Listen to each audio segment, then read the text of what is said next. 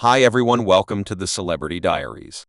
In a social scene portrayed by the perpetual and stream of popularity and fortune, the public look frequently focuses on the fascinating embroidery of a VIP's life, Mike Light, whose name reverberates not simply for his comedic ability yet, additionally for the lavishness that meshes flawlessly into the texture of his reality past, the chuckling that resounds in his stand-up schedules. Mike unfurls a story of way-of-life excess with a total assets that rises above simple mathematical figures in a vehicle assortment that says a lot about his refined taste, yet it is inside the walls of his chateau that the layers of his story genuinely unfurl, uncovering a representation of a man whose achievement isn't only estimated in that frame of mind, in the clear tints of a daily routine very much experienced. Every one of the subtleties you want are here in this video. We should make a plunge now. Mike the comedic virtuoso, hailing from the heartland of Indianapolis, Indiana, arose into the spotlight on November 18, 1970, brought into the world to Mary Reed and Tommy Mike. His comedic tendencies were sustained as well as celebrated from a young age, preparing for a direction that would rethink the shapes of humor and media outlets. It was in his teen years that Mike previously made that big appearance, releasing his mind upon the world through stand-up exhibitions that foreshadowed the comedic splendor yet to unfurl. The critical point in Mike's vocation appeared in 1995 when he relocated to Brooklyn and seamlessly coordinated himself into the persuasive domain of the D-parody jam. Visit this undeniable, the beginning of a profession that rose above the limits of conventional parody, pushing Mike into the stratosphere of acknowledgement. Mike true to life debut appeared in Vin Diesel's debut executive endeavor, Stray's 1997, a forerunner to a filmography that would typify variety and profundity. The leap forward anyway, shown up with his job as Ice 3D Square's co-star in Next Friday 1999, a significant portion in the famous Friday series. The beginning of this coordinated effort grew from Mike's stand-up ability, a demonstration of the happy convergences that shape Hollywood predeterminations. The resulting years saw a realistic odyssey for Mike's. He explored a group of stars of movies including How High 2001, 3 Strikes 200, B 2000, and Dr. Diddle 2 Out of 2001, where he loaned his voice to the personality of Bright the Bear. The Chronicles of 2008 resound as a turning point in Mike's profession as he came into the realistic scene with a progression of productive exhibitions, from the trope parody Invite Home Roscoe Jenkins to the elegant cast of the terrific Mike. Adaptability displayed close by illuminators like Martin Lawrence, James Duke Jones, and Satisfaction Bryant. The true-to-life material extended further with jobs in Soulman and the blockbuster Hancock, The Last Option, highlighting superstars. Will Smith and Charlize Theron. The summit of this tremendous year saw Mike grasping to he NAACP Picture Grant for Extraordinary Supporting Entertainer in a film for his job in Bouncing the Brush 2011, a demonstration of his expertise past the domains of giggling. The honors kept on flowing with MEK earning selections for Best Satire grants, Dark Genuine honors, and additional, establishing his status as an illuminator in the realistic atmosphere. In 2012, Mike embraced a takeoff from his comedic roots, spellbinding crowds with his depiction of Saturn, the fundamental bad guy in the movie Fight Close By, Jordan Flashes, and the late Whitney Houston. Pass the Gas, and the chuckling Mike showed an unstoppable soul, flawlessly crossing the range of kinds and leaving a permanent engraving on the artistic scene. Different movies in which Mike has seemed incorporate Malibu's most needed 2003, a mocking satire, denoted a difference from his prior jobs, a demonstration of his tendency for stories that navigate capricious territories. The direction of his profession meets with the adrenaline and phoning spin-off Occupant Fiendish End times 2004, a flight into the domain of activity and loathsomeness that enlightened Mike's capacity to explore different artistic scenes. The following years saw Mike support in movies, for example, The Honeymooners 2005 and Inhabitant.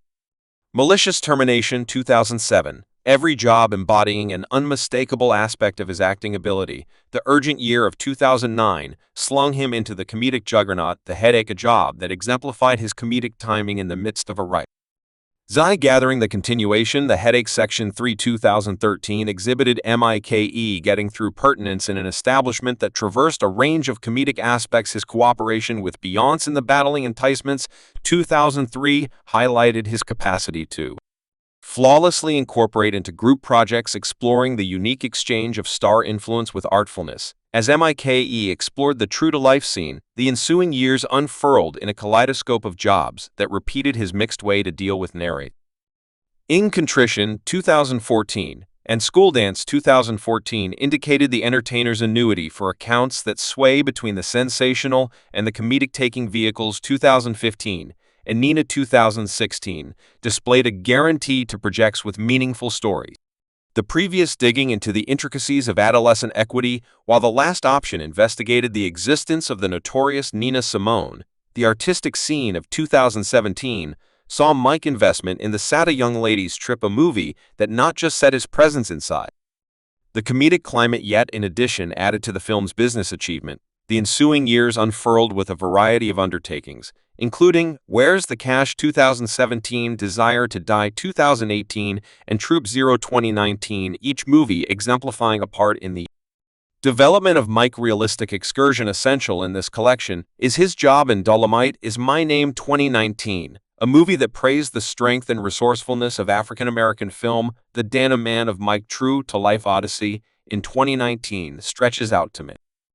Obvious, for example, The Feline and the Moon and The Last Person of Color in San Francisco, each adding to a mosaic that challenges order as well as acting Mike on being dynamic. In the realm of parody, in 2010, he graced crowds with his acting ability as well as made a permanent imprint in the satire circuit. With the arrival of his stand-up, exceptional, misjudged, and never blurred. This double commitment with both movie and parody grandstands, an essential equilibrium where Mike positions himself not one lie as an entertainer, but rather as a multi-layered performer with a finger on the beat of different crowd inclinations. His introduction to facilitating the 2010 BET Hip Jump Grants further embodies his adaptability as he easily changes from the private space of stand-up satire to the powerful domain of facilitating significant industry occasions. Mike's comedic excursion kept on unfurling with ensuing stand-up specials, uncovering a craftsman sensitive to the developing scene of humor.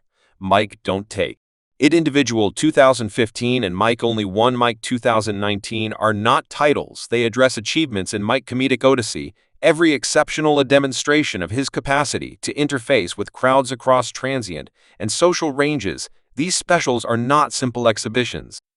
They are organized encounters that permit Mike to flex his comedic finesse, while exploring the steadily moving subtleties of cultural humor past the domain of stand-up. Mike expands his imaginative limbs into the hearable domain with his collection Tomfoolery Day collection delivered in October 2009. This endeavor into the music business is certainly not a simple reference in his profession, yet a conscious investigation of creative articulation highlighting joint efforts with a cadre of eminent specialists including Youthful Dro Thin Hooligan, Too Short DJ Fast Stream R Sneak K9, and Youthful Jeezy. The collection alum is a sonic embroidered artwork that rises above ordinary limits. Its presentation at number 98 on the US Top R&B Hip Jump Collections graph and number 9 on the Top Parody Collections diagram isn't a factual accomplishment yet an impression of Mike's capacity to flawlessly mix humor with musicality. Besides Mike's melodic coordinated efforts reach out past the limits of his own collection, his presence on